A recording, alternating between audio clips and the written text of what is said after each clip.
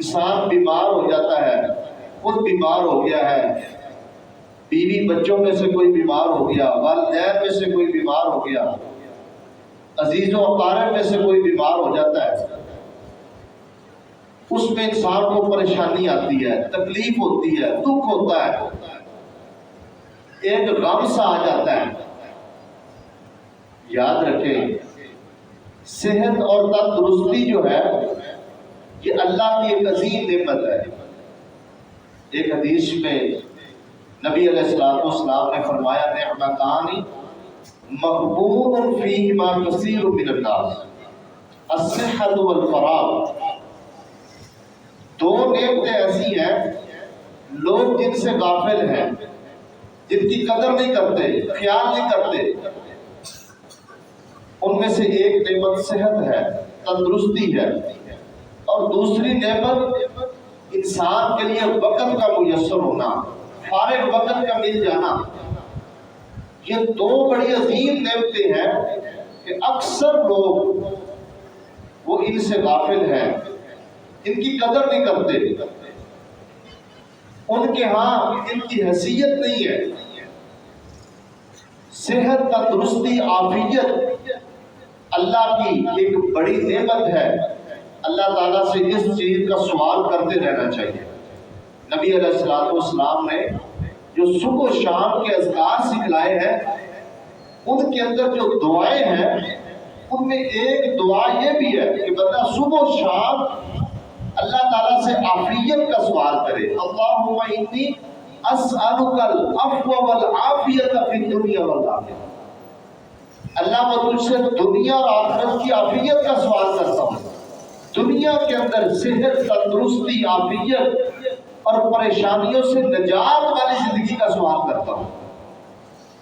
یہ نبی صلی اللہ علیہ وسلم نے دعائیں جو سکھلائی ہیں، ان کے اندر ایک دعا ہے جو ہر مسلمان کو صبح و شام کے اذکار میں شامل کرنی چاہیے۔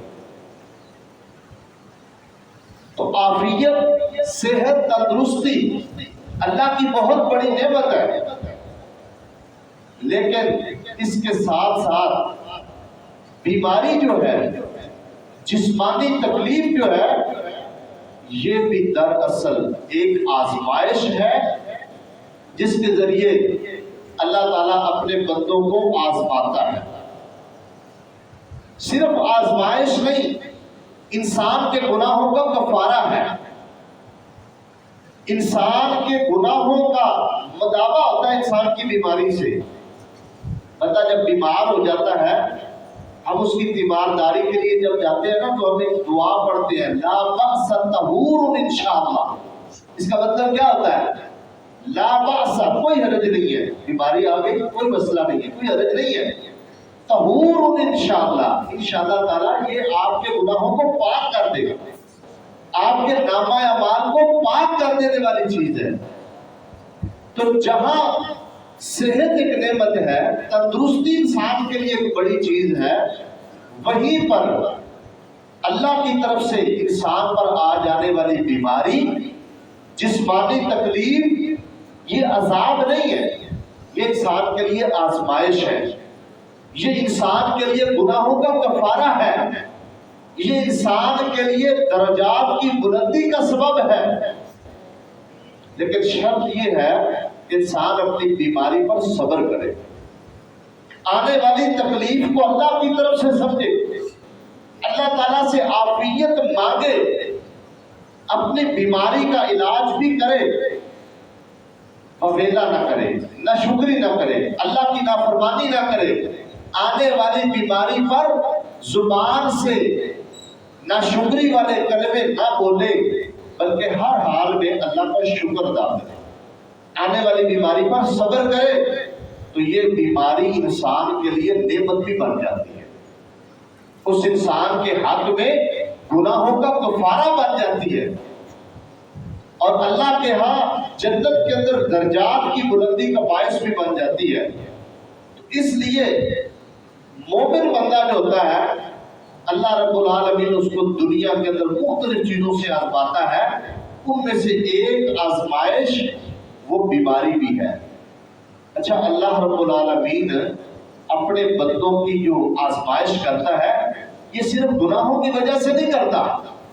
بعض دفعہ اللہ رب العالمین انسان کو بہت بڑی خیر دینے کے لیے، بہت بڑا درجہ دینے کے لیے، بہت بڑا مرتبہ عطا کرنے کے لیے اللہ بندے کو کسی نہ کسی پریشانی میں، کسی نہ کسی بیماری کے اندر مبتلا کر دیتا ہے.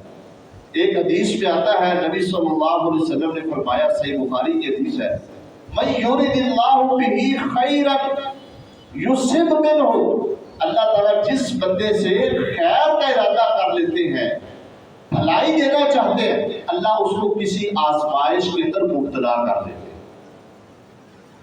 بیماری، تکلیف یہ ایک آزمائش ہے، یہ انسان کے اوپر اللہ کی طرف سے آتی ہے اور یہ انسان کے درجات کی بلندی کا سبب بنتی ہے اور گناہوں کا کفارہ بن جاتی ہے.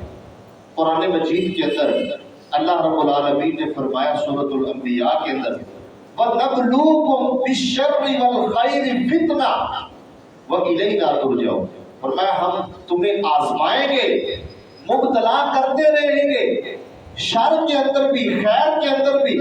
اللہ خیر دے کے بھی آزماتا ہے، خوشحالی دے کر بھی آزماتا ہے، مال دے کر بھی آزماتا ہے، آرام اور آسائش اور عیش و عشرت والی زندگی دے کر بھی انسان کو اللہ تعالیٰ آزماتا ہے.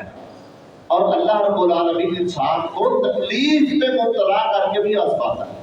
بظاہر انسان کے حق میں بہتر نہیں ہے، لیکن اللہ کی طرف سے وہ آزمائش ہے، انسان کے لیے باعث برکت ہے، باعث خیر ہے، گناہوں کا کفارہ ہے، اللہ کے ہاں درجات کی بلندی کا باعث ہے. اور یہ اللہ رب العالمین انسان کی آزمائش کرتا رہتا ہے. قرآن مجید کے اندر ایک اور مقام پر اللہ رب العالمین نے فرمایا، ام حسبتم ان تدخلوا الجنۃ ولما یأتکم مثل الذین خلوا من قبلکم، کیا تم نے یہ سمجھ رکھا ہے کہ تم بڑی آسانی کے ساتھ جنت میں داخل ہو جاؤ گے؟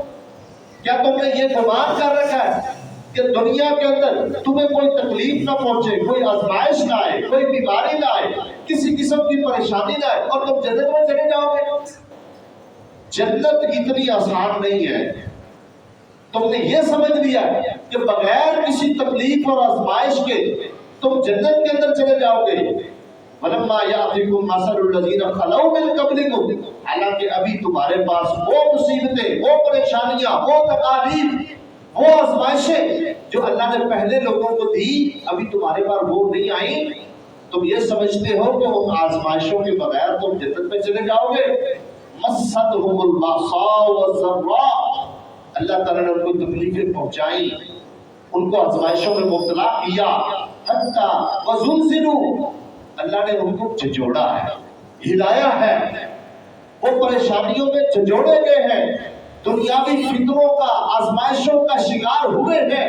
حتیٰ یقول الرسول والذین آمنوا متی نصر اللہ، حتیٰ کہ اللہ کے نبی، ان کے ساتھ ایمان لانے والے لوگ اتنے آزمائے گئے، اتنی پریشانیوں میں مبتلا کیے گئے، بالآخر وہ ان پریشانیوں اور آزمائشوں کا سامنا کر کر کے اللہ سے دعائیں کرنے لگے، اللہ سے پوچھنے لگے، متی نصر اللہ، اللہ کی مدد کب آئے گی، اللہ کی طرف سے آسانی کب آئے گی، اللہ کی طرف سے اس آزمائش سے چھٹکارا کب ملے گا.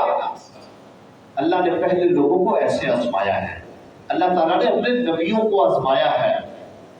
یہ آزمائشیں کرنے کے بعد، ایمان کے امتحان لینے کے بعد، اللہ تعالیٰ نے ان تکالیف پہنچانے کے بعد انسانوں کو پھر مرتبے دیے ہیں، پھر رتبے دیے ہیں، پھر اللہ نے ان کے لیے جنت کے انعام دیے ہیں. اور اللہ رب العالمین نے ایسے لوگوں کے گناہوں کو دنیا کے اندر ہی ان بیماریوں کے ذریعے معاف فرما دیا ہے. اور یہ بات بھی ذہن میں رکھیں کہ جو بیماری ہوتی ہے یہ اللہ رب العالمین کی طرف سے آزمائش ہوتی ہے. اور جو مومن بندہ ہے وہ ہمیشہ ہر آزمائش اور ہر آنے والی تکلیف اس کا سامنا کرتے ہوئے صبر کا دامن نہیں چھوڑتا.